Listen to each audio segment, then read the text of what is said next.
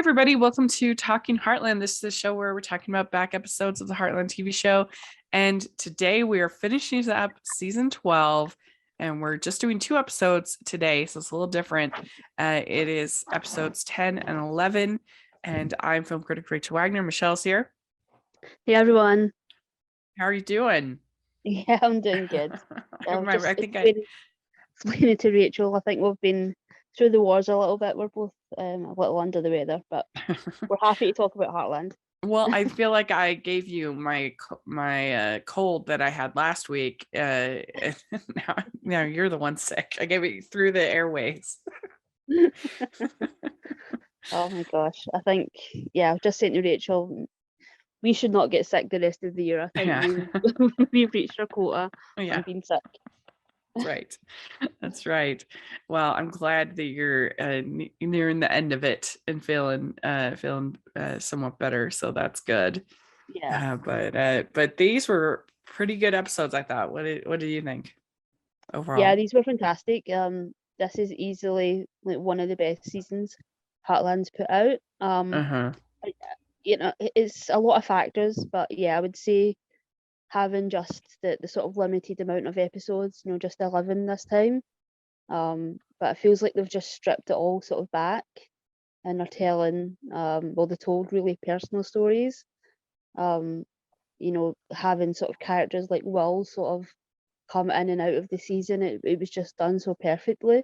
So that when this storyline hit, it hit at the perfect time, and it hit us all in the way that it did. And the Luke storyline, like I feel like everything this season has just been absolutely fantastic. Yeah, I think especially this first episode is kind of peak Heartland. It's a really strong episode. Yeah, I feel like we've got the most peak Heartland episodes within a season. Yeah. With this one in a while, it's been sort of, we've been very lucky in that every sort of bunch of episodes that we've talked about, we've had one of these like really like heart-wrenching episodes. Yeah, I feel like if you don't like episode 10, this is just not the show for you. It does kind of everything that you want out of a Heartland episode. It's the best one since Georgie confronting the drunk driver episode. Yeah, it's certainly like in terms of acting as well, it's certainly the one that sort of stands out the most since that episode. Yeah. Yeah, it's called All Hearts Lead Home, and the little summary is just the family searches for ways to cope with its grief after getting devastating news. And this was all handled very well. You have Doreen coming to the house, and we find out that Will has passed away, Will Vernon, who's been, a very important part of the show. And I liked the fact they've included the Christmas movie in when they were talking about it, that and Will says, I would have died there, but you brought back my family and my life. Yeah, it's sort of the perfect character to do this. It's sad to lose him, but just thinking of the journey and the way that he's affected so many of the characters, especially Amy and Ty, it's sort of the perfect character to do this with, even though it is brutal, and it's hard to watch. It's just masterful storytelling to use a character like this. Yeah. And it starts out with Amy teaching Georgie how to do the Liberty training, the Liberty work. And the thing, I guess, about that is I feel like they just kind of ignored the like eating disorder kind of part of it. And we didn't really get like a satisfying conclusion about that part of the story.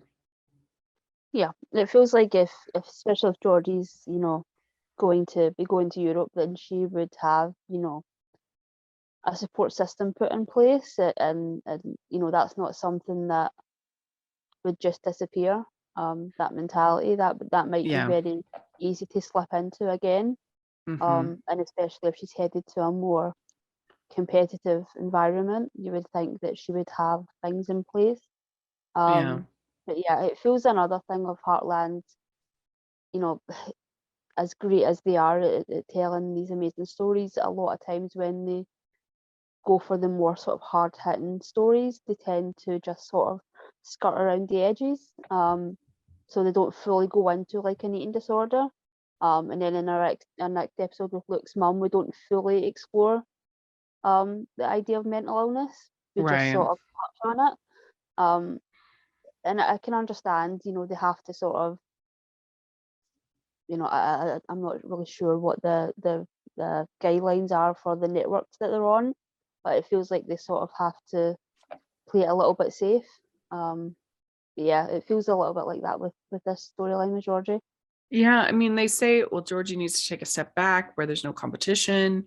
But the thing is that she always kind of had a step back. It's not like she was letting it kind of, it's not like she was somebody who was living at like a training camp and like completely consumed with, trying to get to the Olympics. Like she already had a pretty relaxed, at least it seems like to me. And so she's putting all of this pressure on herself to lose weight. But so I think just having less competition isn't necessarily the solution. I don't know. Do you need to get to the heart of she needs to understand what is actually like healthy for her body, and needs to get some help in that regard, I would say. Yeah, it definitely seems like they would have sort of, a counselor or, a sports therapist or, someone along that line of, helping her. Because like you said, it is very internal. It is all coming from her. So it feels like something that she's going to have to that she would have to sort of work through with someone. It's not something that's going to, fix itself or be helped or hindered by any sort of competition or, whatever direction she chooses. Yeah, I agree. Yeah. So we also have Tim that is moved his RV to Heartland property, and that's very annoying to Jack. Yeah, that RV was never staying where it was. It was always going to make its way back. Right. And then that's when Doreen shows up, and they because Jack was going to meet up with Will at the fishing house and fishing cabin, and Doreen shows up, and as soon as you see that guitar, oh no. Yeah, it was such a good way of doing it. It wasn't, it very much suited his character, and even just like they're not having the, cause I really felt like in the episode we were going to have like a memorial service, but then not having that, it felt again very much in fitting with who Will was. He wouldn't have wanted a big fuss. He wouldn't have wanted, he just wanted to be with his horses. Yeah, and it was very poetic that they have him. He died by the fence watching his horses. It was beautiful, and I think that you have some really nice scenes in this episode with Will and Jack, and their kind of connection and friendship and chemistry is lovely. Very well done.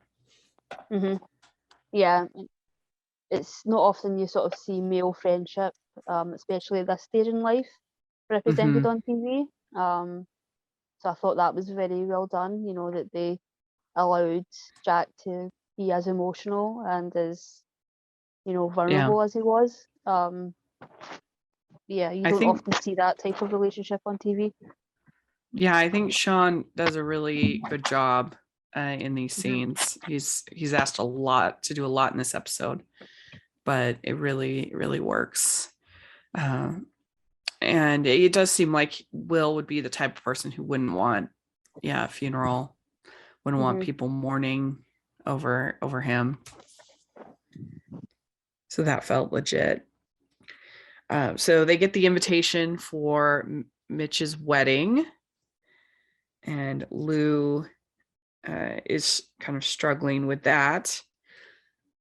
And she tells Maya she's going to be bringing Fred to the wedding. I was hoping to see Fred again. Yeah. It's too bad. No more talk about grocery stores. But then Mitch says, Lou says, why would you want me at the wedding?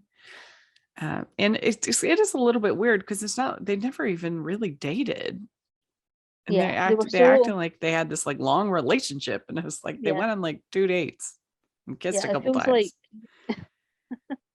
It feels like Mitch is more on that wavelength of like, well, we weren't a thing for very long, and we're friends now. Whereas Lou definitely gives the air of it being a lot more serious than what it was, and she's obviously harboring her feelings and what have you, but it's such a difficult thing on TV of like, I was so frustrated with Mitch of letting the wedding get to this point when he clearly wasn't from everybody's standpoint, he just wasn't where he should be. He definitely didn't want to be married. He definitely, I feel like he wanted it for himself as opposed to actually wanting it. So yeah, it's just, Maya, who, a character that we, only met briefly, but you still feel sort of bad for the woman that's sort of left in the lurch to make way for this relationship that again has been so on and off. And I think, especially for me personally, like they sort of lost me a little bit, so it's hard to sort of root for Maya being left at the altar, or the wedding being called off, or it's uncomfortable viewing. Yeah. Well, and it's funny because they have people getting left at the altar all the time in television and movies. Never heard of it ever happening in real life. No. Yeah. I guess I'm trying to think if I've even heard about people canceling an engagement. I feel like I've heard that a couple times, but never the day of the wedding or the week of the wedding or anything like that. Yeah. In this case, the morning of the wedding. As people are from. So then we have little Luke, who's just the best. I absolutely love this character and this storyline. It is so cute. Yeah. Yeah, and I like that he's so different to the other kids that we've had on the show before. Yeah. He has his own sort of issues and interests, and of course they always, fall in love with the horses and what have you, but it just feels like his connection to Ty is especially very unique. Yeah, they just got so lucky with this kid. He's such a good actor. So cute. And the way he tries to take care of his mom, it feels so authentic. Like that this kid would really behave that way. And he's so cute. And so him and Ty are working on this STEM project, this technology project, and he's making a remote control truck. And I remember it kind of reminded me of when I was around his age and we had to do a project on birds, and I got assigned the Canadian geese, and we had to draw or have some kind of artwork to go along with the project. And my mom made me measure everything and use a ruler and all the stuff, and I was just like so annoyed with her. And she was like, no, we're going to do it right. We're gonna, not just gonna, because my tendency is more to just kind of get it done. Yeah. I don't like I don't like things hanging over me. Even when I was, young, I wanted to just do it. And she's like, no, you need to measure. And but that's such a good experience for kids is having to kind of have the patience and do a project like this. Yeah. Yeah, but not give up at the first failure, Mm-hmm. to just, tinker and just, that's part of. And Ty's got such a good relationship with him as well, and it really shows how far they've come, that, he's teaching them all of these sort of methods to to calm down and to take a breath. And Yeah. we sort of saw that a few episodes ago, to see it sort of make its way into this episode was fantastic. Yeah, so good. Well, and Amy's getting kind of upset because of Will. And, she says that Will was the one that brought us back together, which is true.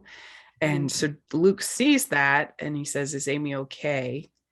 And then Ty says, we can't always hide our emotions. If we did, people wouldn't know when we need comfort or help. Just so sweet. Yeah.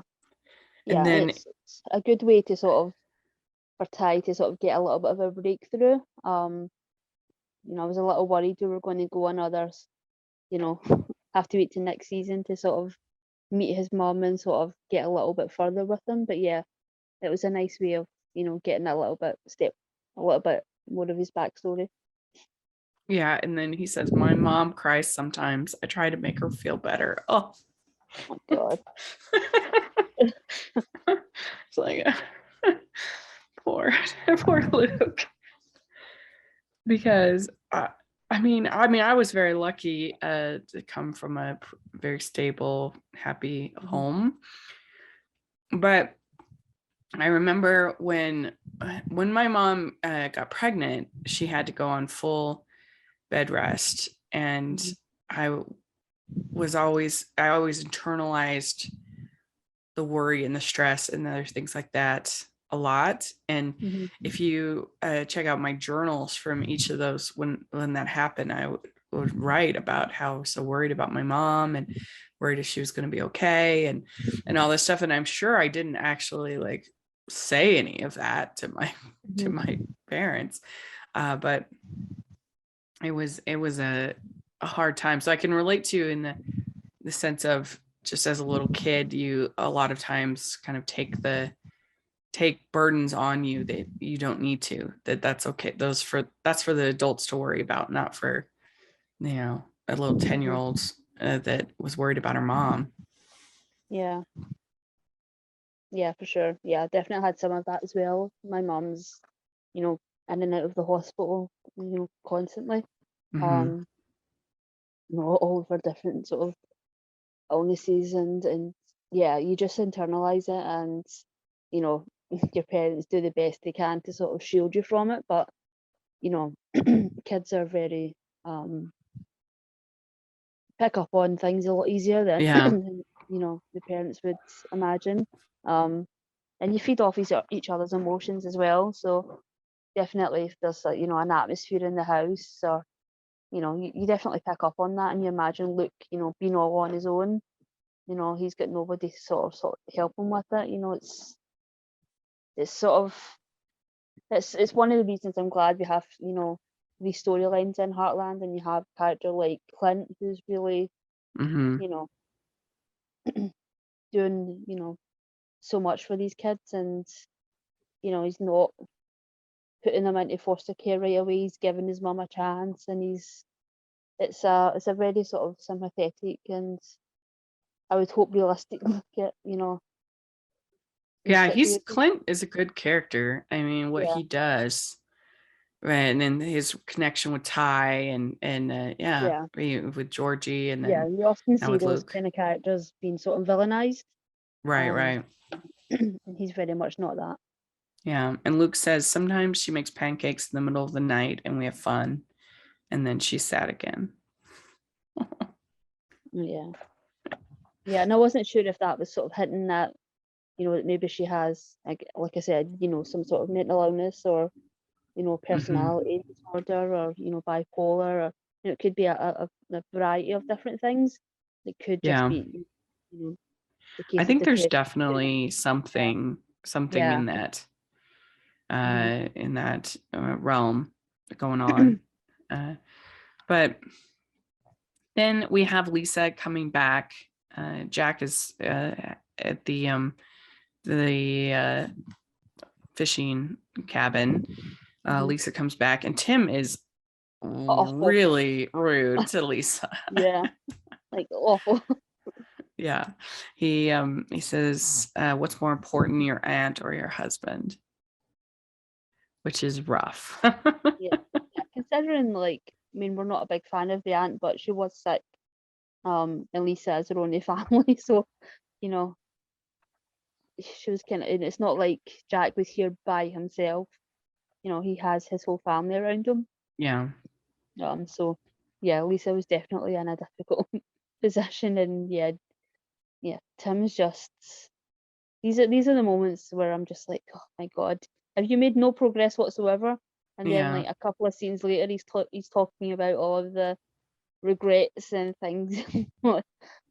He's wanting Lou to go, break up a week. I'm like, pick a lane, Tim. Yeah. Yeah. Well, and he's just so judgmental of everybody. Mm-hmm. And yet he's far from perfect himself. You think he would tone it down a little bit. I mean, and Yeah. even if you really do think that Lisa's a horrible person for what she's done, how is it going to be helpful at all to have this confrontation? Like what is he hoping to gain? And she's gonna I guess apologize to him, but I mean, I don't know. I just feel like this isn't really any of his business. None of his business. It's Jack was perfectly, obviously missed Lisa, but he was perfectly okay with her being away for as long as she was, and yeah. Yeah. So then we have more with Luke and Ty. They run into some bumps in the road with the truck, and it seems like they're actually like building this from scratch. Like they're not using a kit or anything like that. Yeah, it feels like it's just, a bunch of parts from different things and they're sort of cobbling it together. Yeah. Which makes sense because that is very in line with who, Ty is. Yeah. I mean, I think it seems like a much better project because I think most kids just get like a kit when they're doing something like that. So, but he gets pretty frustrated at one point, but he says, and he's gonna like destroy the truck, and Ty's like, no. But then he says, if I do this, I will show everyone I could do something right, which is just your heart. Yeah, because you sort of get the feeling that he's been sort of looked down on in school as well, and that's obviously his teachers and his doesn't have friends who sort of understand what he's going through. Yeah. Well, and it's hard when a kid has true trauma going on at home. They're not going to be able to be effective at school. They're not going to be able to get their homework done and or other things. Yeah, absolutely not. And it's a shame that his teachers aren't, very understanding, it seems like. Yeah. A kid isn't going to be able to focus on what he has to focus on when he's got those concerns at home. Yeah. So Jack, he starts fishing, and then he rescues this duck. But as he's doing so, he gets kind of caught up in the current, and falls over, and hits his head pretty bad. Classic Heartland head injury. Yeah, right. At least it wasn't in a ravine. Another car accident. But yeah, so he sees Will, and they have this conversation through the course of the episode, which was really well done. Will says that his time on the rodeo circuit was the wildest and happiest times. Yeah. Yeah, and it's sort of fun. Well, not fun, but I do like this element of like bringing back characters that have passed on, or having these conversations, that can sort of function in various different ways. You can look at it as a religious spin on it, or you can look at it as more sort of spiritual, or as a dream, or you can sort of put your own experience on it and your own beliefs. And I think they do it very well. They sort of get the balance of that right. Yeah, it's true. It's not from like one religious sect or perspective. It's just a overall sort of view of the afterlife and a spirituality that anybody could almost tap into. Yeah. And then Jack says that he says, I want to thank you, Will, for all that you've done for me. And he says, you can't be gone, Will. It's too soon. Oh, God, yeah. Yeah, it's hard. Like, I'm seeing that a little bit more with my dad just now. Like, so many, like a few of his friends in the past couple of years have passed away. Yeah, and I imagine it must be such a hard point of life to get when you start losing friends more and more. Yeah, it just seems like such a difficult point in life to get to. Yeah. And he says, you're my best friend, Will, and I never told you that, and I was going to tell you. Yeah, that's such a good moment as well. Yeah, you gotta tell, when you have the chance. But Will says, I have no regrets, just looking in on the horses for me. And so then this is when Tim finds Jack. And so now Tim can say he's saved his life twice. I'm surprised he doesn't take out like a little notepad and write it down and like that's another one, Jack. You owe me. Yeah. And he says I've just got to figure out how to save my own life. He saved Jack's twice. It does seem like the kind of thing Tim would do, of like holding that against him. Like, you owe your life, but he probably knows that he won't get anywhere with that with Jack. Yeah, he's not a bad. Would be, yeah. RV would be moved right away again. And he says, I've gotten a big second chance, just like Will. And what did I do? Nothing. So that was a pretty vulnerable moment for Tim. And I'd say that, I mean, he hasn't done nothing. He's been difficult a lot of the time, but he's got the rodeo school.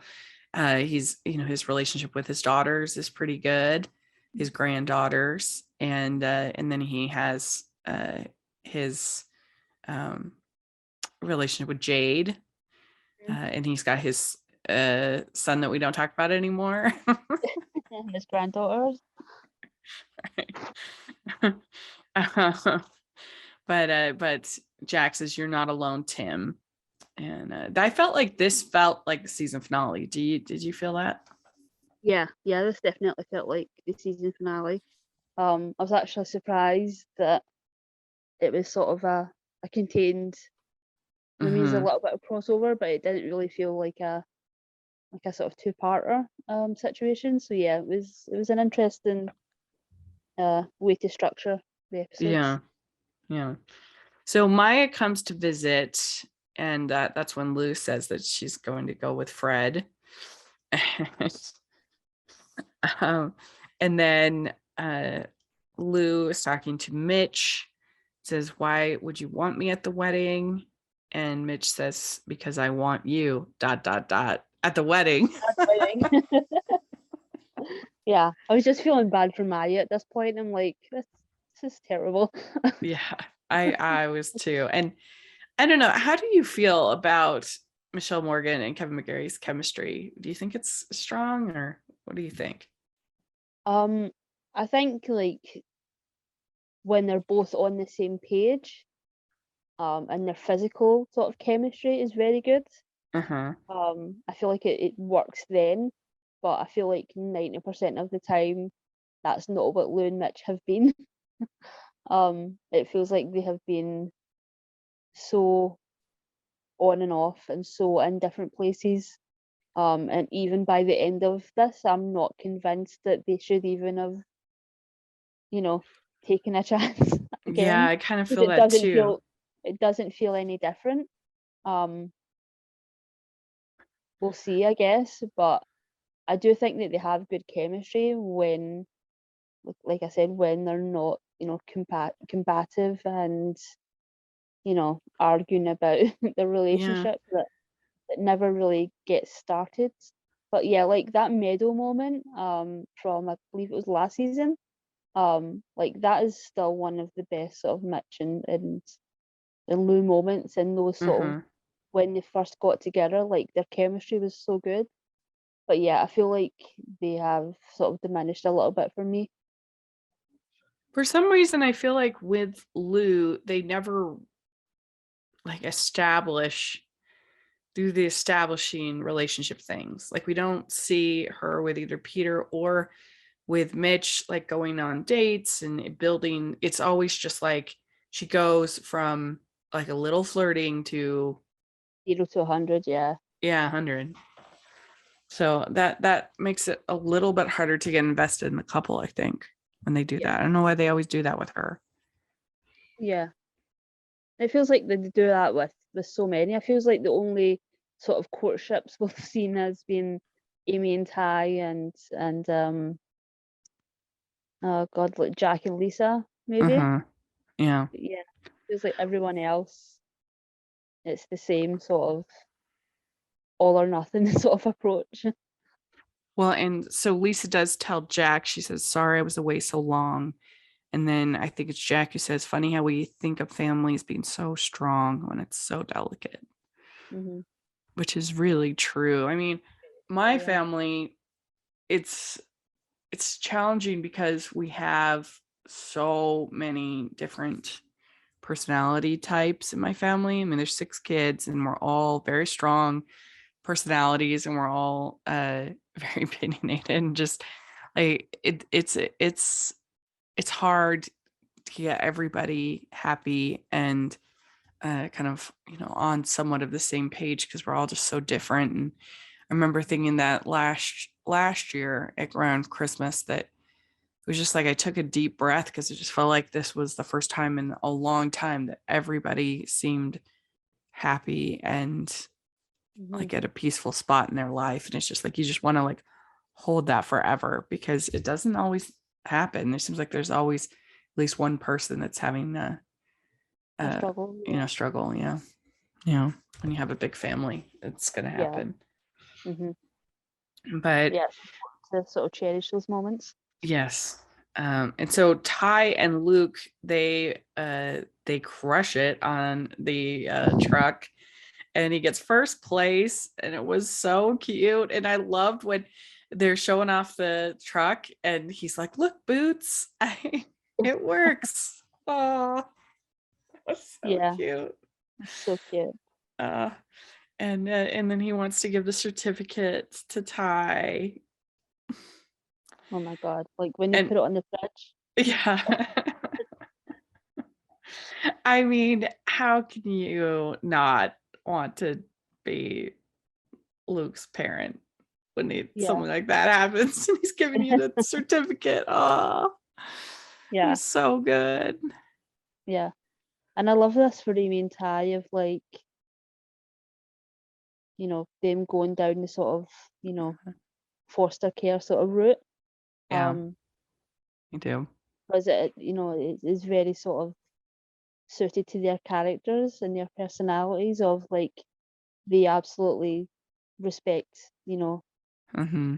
the parent, but they are just sort of there to sort of help the kids along. They're the perfect people for that. Yeah. feel like the show's done a great job of sort of fostering those characters. Yeah, and I mean, I guess they're gonna have Luke at the house. I wonder if he'll take Amy's old room. Because we know we found out I think it was last time when Amy got upset about Lisa using her room, or the time before, I can't remember. But anyway, we found out this season that her room is still available. Is Amy Shrine in there? Right. Yeah, they'd probably change it a bit for a boy, but still. I guess that's, I mean, because I think it's just, there's just one bedroom in the loft apartment. Yeah. But it was so cute when he gave him that certificate. It was adorable. So this was a really good episode. It was emotional. It advanced the pretty much every single character got some kind of a growth. And I thought that particularly, like I said, Sean was very good as Jack in his grief and everything. And so I would give this one. You're going to give it a 10? I think I might give it a 10. I don't really have that much critique. I feel like we should give it a 10. Yeah. We'd like to take a second and thank our sponsor of the podcast. From Jenny Martz, the USA Today best-selling author of award-winning books filled with love, laughter, and always a happily ever after, comes a sweet, funny, and heartfelt Western romance that will have you swooning. Jenny Martz's Cowboy Ever After is a fish out of water, grumpy, sunshine romance that follows a shy author from the city, her jaded cowboy host, and their journey to trust and love again over a week together on a ranch in Montana. The perfect romance for your summer reading list, Publishers Weekly calls Cowboy Ever After a sweet tale that will have readers eager to return to this picture-perfect Montana town. Available now on Amazon and in stores at Barnes & Noble and select bookstores. For more information about Cowboy Ever After and other titles by Jenny Martz, visit www.jennymartz.com. That's www.jennymartz.com, or use the affiliate link in the description section below. All right. So then the next episode is called Room to Grow. And this just, the family helps Will Vernon round up his wild horses. I feel like they're obviously trying to be cagey so that they don't spoil. But like, I feel like that's not a very good description of this. Yeah, when you messaged me a couple of days ago to like prepare yourself, it's an emotional one. And I read the description of like the previous episode, and I was like, "Well, that is very vague. It could be anything, Rachel." Right. Like a heartbreak comes to heart. I was like, "What does that? That could mean anything." Yeah. Well, basically, we have kind of two things going on. You have Jack trying to help Doreen to save the horses, Will's wild horses. And like, you have to be insane. I'm sorry. If you buy this land and your first response is, we're going to send all the horses to the slaughterhouse. Like, yeah. We're not going to look at any other options. We're just going to go, and we're even going to trick the owners to thinking that we're like, how evil is that? Like, we'll make them think that we're sending them off to like a happy place, but no, we're sending them to a slaughterhouse. Like, it's like a horror movie. Like, yeah. Yeah, that you would want land like that you would want a house like that, but you would be so cold about wild horses is insane. It's crazy. Yeah. But that's what's happening. I was so convinced we were going to have to deal with these people as well.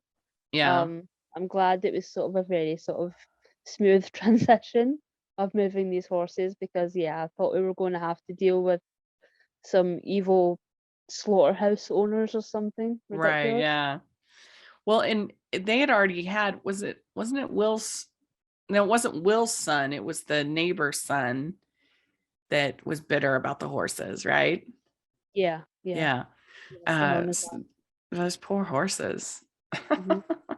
Yeah, at least we'll have Amy in Thailand to like live until the end of days, because I doubt Amy will, be without them now. Yeah, I guess you can't just like let these kind of wild horses completely free, right? Mm-hmm. because they're kind of got this in between of being taken care of, but also being wild. Yeah, it feels like they're sort of in a sort of open enclosure, if that makes sense. Mm-hmm. It feels like they're sort of very contained to a certain space Yeah. and taken care of. Yeah, it feels like they're not just like going on. It feels like where they are, that they're not at risk of going on, anyone else's land other than, the Heartland. Yeah.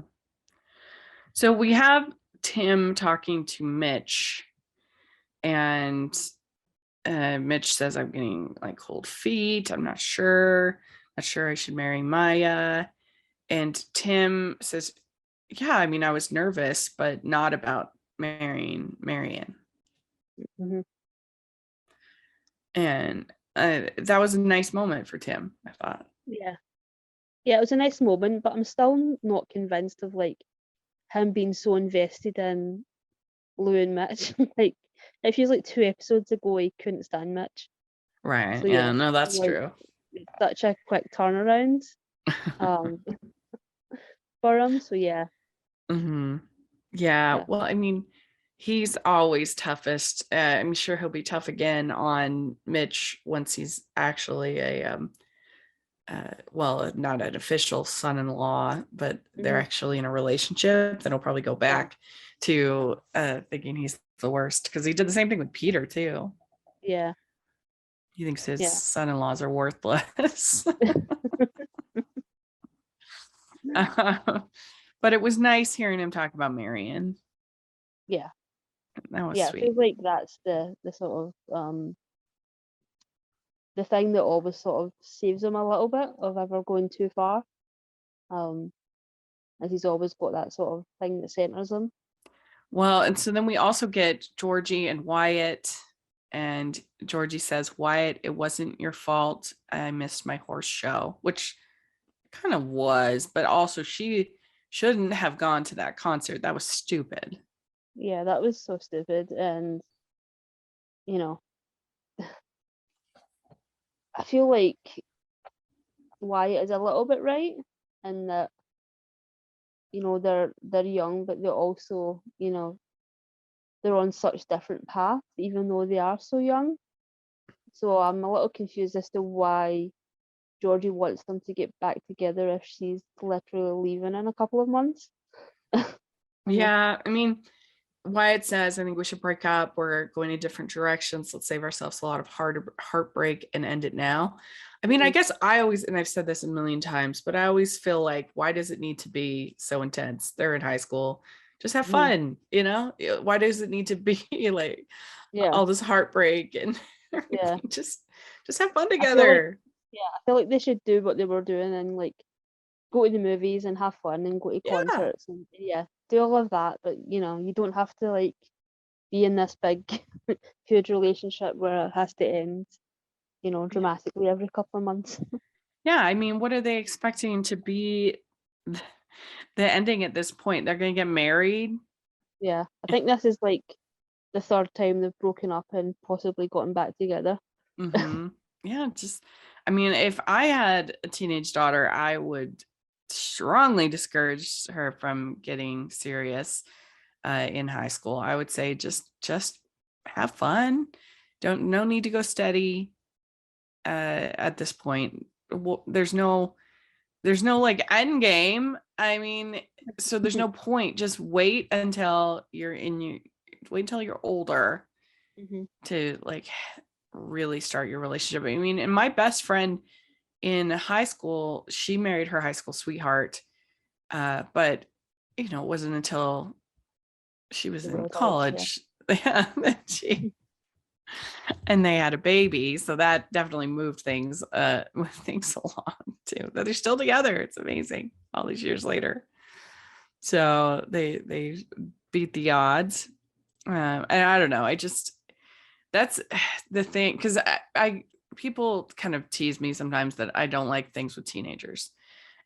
It's not that, it's just that I feel like it's rarely done well. It's rarely done in a way that I feel like is authentic, that actually feels like a real teenager. It always feels like I'm watching something about college students or young adults, not teenagers, and it's so refreshing when I actually watch them and I think, oh, this actually feels like the way teenagers actually behave, instead of 20 somethings. I mean, you gotta show like Yeah. Glee ridiculous. So, I mean, they all looked like they were 30, and going to this high school. I mean, and so when you get, I actually think Sweet Magnolias does a great job with those teen. I don't know if you watch that show, but the teen performances feel very authentic to me, and they actually feel like teenagers, and so I like that. It just I rarely get that experience, that it always feels kind of too melodramatic. I don't know, just doesn't connect with me in anything that I felt in high school. I didn't date that much in high school, so I guess. um I just recently watched an indie movie that I thought was pretty good called Coast, that I thought felt very authentic to what a lot of teenagers actually feel. It's this girl that she is just so frustrated with her small town. She lives in an agricultural town in California, and she just wants to get away. And that I connect with way more than like some intense relationship kind of a thing. That I definitely felt that, especially with when I was graduating from high school, my mom was pregnant. And so the last place that I wanted to be was home, dealing with all of that pressure and dealing with the baby and everything. And that was not what I was about when I was 17. But anyway, it's a pretty good movie. She starts seeing this boy who is a singer in a punk rock band. Oh, And nice. yeah, so there's some romance in it.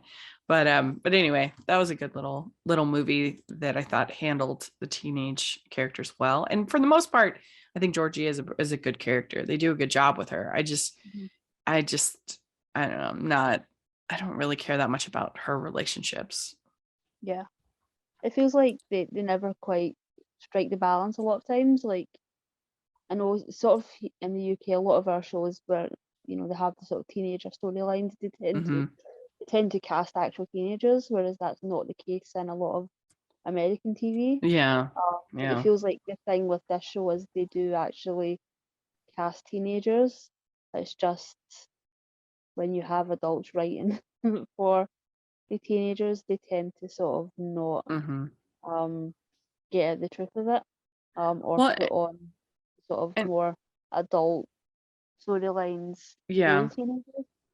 Yeah, and sometimes they're obviously kind of aspirational escapism. Like I just finished watching the Summer I Turned Pretty, and that one is obvious escapism. It's not really trying to be that realistic. It's not trying to be gritty or kind of a thing. And I don't know how realistic Heartland is, but I feel like it's not really escapism either. You know what I'm saying? With Georgie and her character.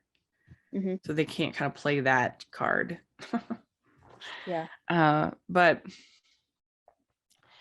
I do think she has pretty good chemistry with Wyatt, and more so than Adam, that's for sure. Yeah, for sure. But it just, I like them when they sort of let them play together. And it feels like they haven't really had an opportunity to do that, because it is just non-stop drama. Yeah, I just feel like they should let them be kids together, because that's when they're at their most fun. And it's when they're the most fun to watch. Yeah, like the Gopher Museum episode was a lot of fun between the two of them. So then we have Tim. He brings the semi herd truck for them so that they can get all the horses, and that was a good Tim moment. Yeah, that was fun. And then we have Tim talking to Lou, and saying that you have to be true to yourself. And I mean, Jack tells him, don't interfere in her life, leave well enough alone, but Tim can't do that. That's not Tim. Yeah. Uh, That's like the opposite way of telling, like, getting Tim to stay out with something. yeah. So Amy is feeling a lot of worry about Luke. She's thinking about him a lot. Mhm. And then we get this whole thing with his mom trying to leave, and Luke goes and buys sandwiches, and then his mom says, "Where would I be without my sunshine?" Oh, Yeah, it's so sweet, but also like you understand the pressure that Luke's under when she says mhm. things like that. Of Yeah. like, he has such a crazy amount of responsibility. Way too much of a responsibility. Yeah, I He's mean, no child should be the most.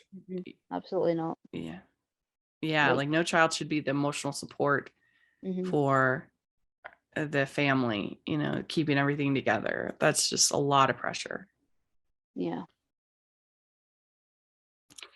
And so Amy and Ty say that they can have the horses on their land, which again, I think that gives more reason why I think we're going to see Luke moving into the house, because they're obviously not building anytime soon. Yeah, it feels like they should probably get started on that. Yeah. Because I was like, well, how have they approved this? Because he doesn't have a bedroom, but I imagine it's because Jack is already sort of pre-approved. Mhm. So that probably helps their case a little bit. Mhm. Because yeah, Yeah. this loft idea was fine to begin with, but now it's reached its limitations. Mhm. Well, yeah, that's true, and they do have the advantage that Lou and Peter had gone through the process as well to get Georgie. Yeah, that's true. Yeah. Mm-hmm. So Tim tells Lou that I would give anything to have another chance with your mother. You don't want any regrets. Yeah. And so she races off, and the sheep are in her way, and it's just a bunch of sheep. So she I've never seen runs. someone like who grew up in the country and lives in the country of like being so ill-equipped to deal with like the everyday. Yeah, I mean, I feel like issue. they would kind of move the Yeah, sheep. Like, you I feel just like sort that's of not a. yeah, you just sort of move them like they have them in Scotland everywhere. You just sort of move them. But it provided some tension, and she Yeah. gets to the church and it's empty. And I mean, I have to say, I always felt like she was a little bit ambivalent towards Mitch. Mm-hmm. I didn't think she was like that into Mitch. Yeah, it's difficult because it doesn't feel like some sort of like epic love story. That's the issue. Because you haven't had those steps. That's like what we're Yeah. saying. Mm-hmm. So it doesn't feel like it's, and they've had so many like episodes and seasons, so that time isn't an excuse here. I just don't think they've done the work in order to make us believe that they are the next epic love story, and Yeah. this chapter of Heartland. Um, yeah, it's just Yeah. disappointing. Well, And again, setting up in the way that they did, in that there's essentially just hurting someone, because they weren't honest about how they felt about each other. So yeah. So then Lou tells him that she loves him, and Mitch says there wasn't a wedding. Maya and I broke up and called it off. And then Mitch goes and apologizes to the minister, the pastor. And so yeah. And then Lou says, "Why did you call off the wedding?" And he says, "Why didn't you say any of this 6 months ago?" And Mitch says, "I've got to figure out my life." And Lou says, "I'm not going to wait for another time."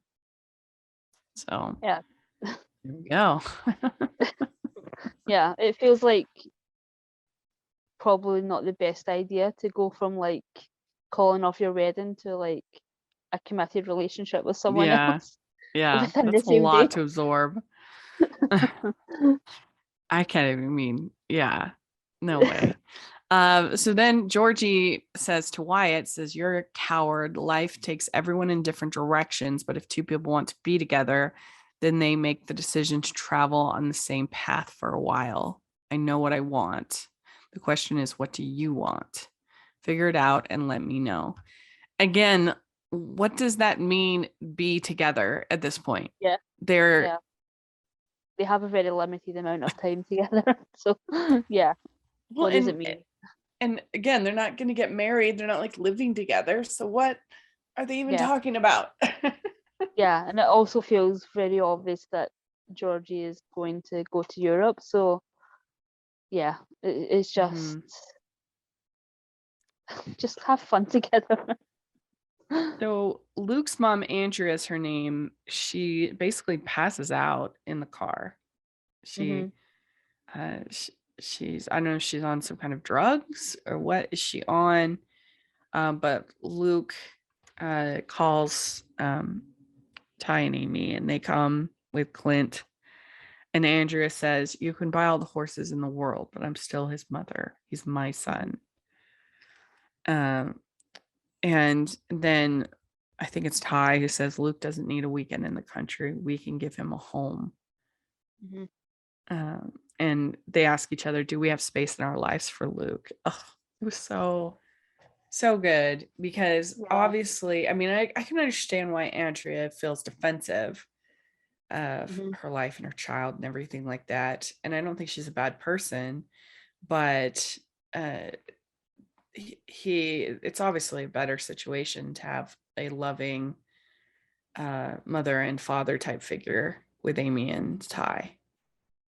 Yeah, it's such an awful like situation of like, yeah, she's not a bad person, and it's obviously heartbreaking to sort of see your child be provided for in a way that you can't. You know, emotionally, physically, like, yeah, financially, it's just it's such a too bad. difficult.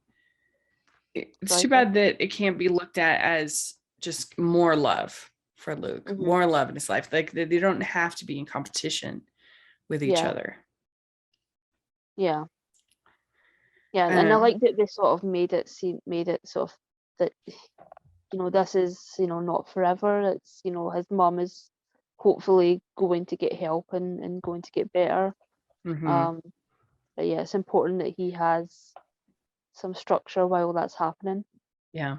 And important for Luke to know that everything's going to be, you know, okay, and that she's going to get help and that he just gets to be a kid. I think that's the biggest thing. Like, Luke they say someone needs to take care of you, not you taking care of your mom. And then she says, "During my darkest and rainiest days, you are my sunshine," which was so sweet. Yeah. It was good. And then they take Luke up to watch the wild horses, and that scene with Ty, Amy, and Lindy and Luke. Oh, it was so good. Cute. So cute. Yeah. Lindy's so little, like holding on to Ty's leg. It's so cute. It was so cute. Yeah, that was adorable. and then you get the ending with Amy with the stallion, which was perfect. That's like totally Heartland in a scene. And then Jack offers for Tim to move back into the house. He's going to regret this, Rachel. He's going to regret this. First episode of the next season is them like fighting. Yeah, I think so. What? And I don't even know what's wrong with the camper, with RV. That's plenty of room for one person. Yeah, just like let them stay at the end of the driveway. Don't let them come back into the house. They'll drive you crazy. Yeah, I mean that's what I would do, and then you can have Luke have Amy's room, and I think some space between Jack and Tim is probably a good idea. But What do we know? What do we know? So what would you give this episode, 1 to 10? I would give this a 9.5. Yeah, I think so. It's a really good episode, and all the melodrama that you could want for, especially the Luke parts. I just love that character, and I love how they've done that. So very good. Yeah, if you're listening, let us know what you think of these 2 episodes and season 12 as a whole. We thought it was really strong. We're excited. Can you believe we're going on to season 13? Yeah, it's crazy. Yeah, especially these short seasons. We're just going through them so quickly. Yeah, it's wild. So yeah, let us know what you think. And Michelle, where can people find you? On Twitter at Michelle R. Benson. Great. And you can find me at Rachel's Reviews, all of our social media, iTunes, YouTube, and on Rotten Tomatoes. So check that out. Also, make sure you're following the podcast to Hallmarkies Pod and Hallmarkies Podcast, all of our social media. And if you are listening on iTunes, please leave us your ratings and reviews. 5 stars. It helps us a lot, and we very much appreciate it. And also make sure to check out the Patreon group and merch store. If you're listening on YouTube, please give the video a thumbs up and subscribe to the channel. We appreciate that so much. And thanks so much, everybody. We'll talk to y'all later. Bye, everyone. Bye, everyone.